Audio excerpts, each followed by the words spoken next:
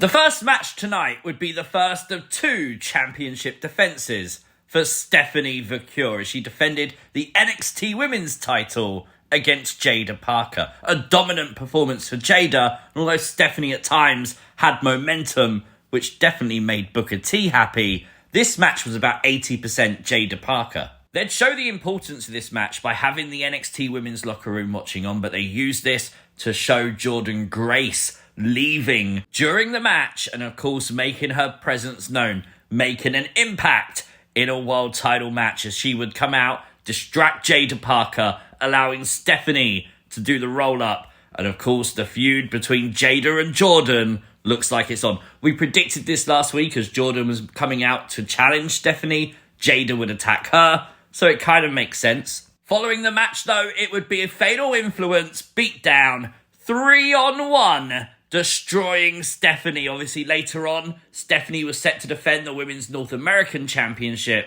against Fallon Henley. Stephanie would defend the North American Women's Championship in the main event tonight against Fallon Henley. The story of the match was the numbers game, which Stephanie found a way to overcome and win and retain the North American title. She would be jumped after the match by fatal influence, saved by Jordynne Grace, and Jordynne would make her claim for the world title. That was obvious. This match has to happen. Absolute dream match between these two. But chaos would happen in the locker room as all the women want the next shot at Jordynne. Ava would say she'd deal with it. We're going to get like a battle royal or something. With Jaida attacking Jordynne, though, that feud's going to be something that's ongoing. Probably a match in the build to Stand and Deliver, maybe.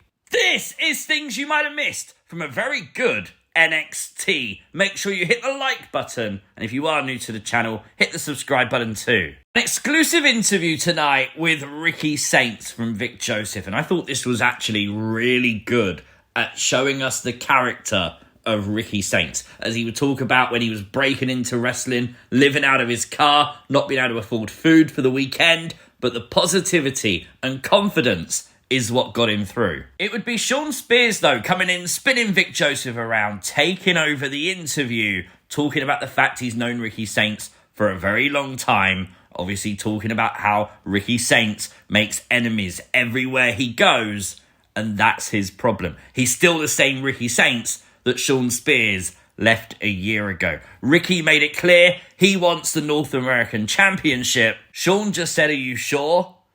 Well, if you're sure, you can always go back. Oh, no, you can't, because you've burnt the bridges. Obviously, a reference to AEW, obviously talking about potential problems with Wwe Nxt. Can Ricky overcome them in NXT? And using that as part of the storyline for the introduction, truly, of Wwe Nxt. I think it's actually a really good idea, because most wrestling fans know the story of Wwe Nxt and his frustration from AEW. One person that we know is an enemy of Wwe Nxt is Wesley. Of course, Wesley doesn't like the idea of Ricky coming into NXT and making it all about him. But it was time for two of my favourites in NXT, Hank and Tank, as they faced off against Tyson and Tyriek in tag team action. After they had advice from the Hardy Boys, tonight they got advice from the Motor City Machine Guns, who were there at NXT to watch along and to advise Hank and Tank to take them to the next level. Well, Hank definitely went to the next level as he absolutely flew through the ropes. I think Corey Graves said that's what it must feel like to be hit in the face with a sofa. Poor Hank. The tag match got a decent amount of time, very fun indeed, but unfortunately for Hank and Tank, things didn't work out again. Tyson and Tyriek pick up the victory. Hank and Tank lose again. Now, we asked the question last week, Hank, what was you thinking? And actually, I want to ask the exact same question again. Hank, what was you thinking? Tank would have the advantage. Hank was going to go into the other ropes and he was going to come back with a drop kick. But the dude started running and he just kept running. There's rumours that in an alternative universe, Hank is still running the ropes. I mean, eventually he'd stop. Eventually he'd hit the drop kick and actually it was successful, but did it actually add any extra momentum?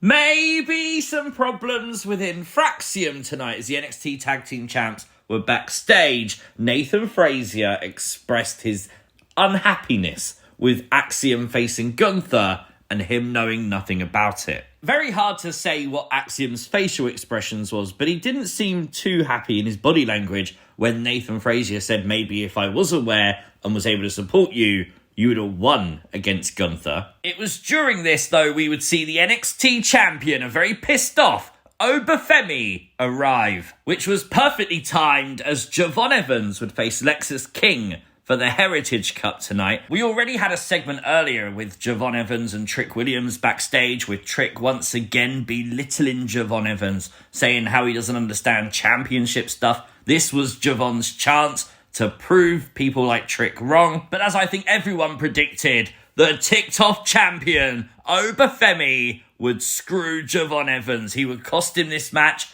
Javon lost via count-out. Lexis King retains. And then we got the arrival of Darkstate, and of course this group surrounding the NXT arena as Javon and Oba brawled. Trick would come out, accidentally hit the trick shot to Javon, and look at the facial expression of Trick.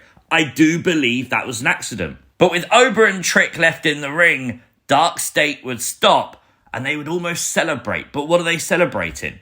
Nothing else happened. Was they reveling in the chaos that was happening in front of their eyes? Or was they out there in support of their leader? Now, a lot of people seemingly last week thought it was Trick. I thought it was Javon. I still think it's Javon. I think the reason they stopped was because Javon was out of the action. Javon was on the outside of the ring. I could be completely wrong, but their story was that no one was listening to them. No one's listening to Javon. Trick is belittling Javon.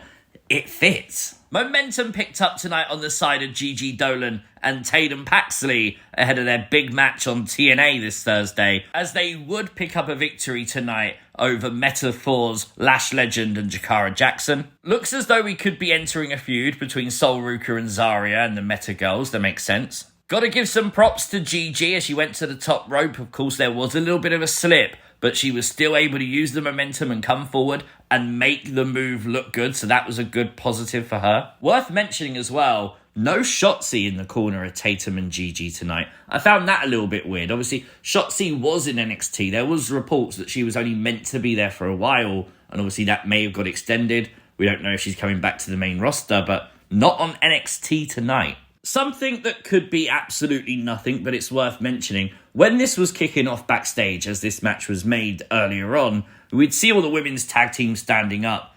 And then in the background, Izzy Dame on the phone. Now, Izzy is a part of the culling with Shawn Spears.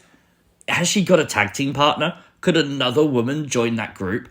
Is that why she's standing there? I mean, it's quite obvious she's in the background on the phone, and she only picked up the phone when all the women's tag teams are arguing. Andre Chase was in action tonight as he would take on Ethan Page one-on-one. He would have company at ringside in Kale Dixon and Uriah Connors. They obviously want this whole Chase U thing. Andre Chase, not so sure. But it was Andre Chase who actually said they could come to ringside, and it was Andre Chase who would stand up for them when they were arguing with Ethan Page. Maybe he's coming round to the idea. Well, despite the heart and the soul of Andre Chase tonight, and yes, the sheer determination to win, it would be Ethan Page who picked up the win tonight. Attention then turned to Ricky Saints, but it would be Shawn Spears who laid out Ricky, the culling standing tall. Ethan Page still in the background of this feud though. I don't know, we're going to do a triple threat around the North American title? This was absolute cinema tonight as the Don, Tony D'Angelo, called a family meeting, and he would tell his family he wants to know everything about Darkstate. He would then leave Stax in the room with him, and he asked Stax, "Can I trust you?" Stax would say, "You can trust me always," but as he left, look at the look on the Don's face. I don't think Tony D'Angelo trusts Stax. Oh no, they're going to break up the family, aren't they?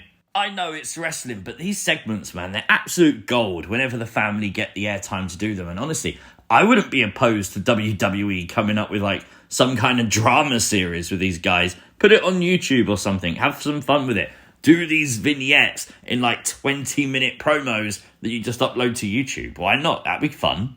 I really enjoyed this show. I thought every division was highlighted really well, and I really like that. I like the storylines. I like the way things are going. So for me, a very solid 9 out of 10 is very fair tonight. Let me know your thoughts in the comment section down below. If you are new to the channel, hit the subscribe button and I'll catch you next time. Peace!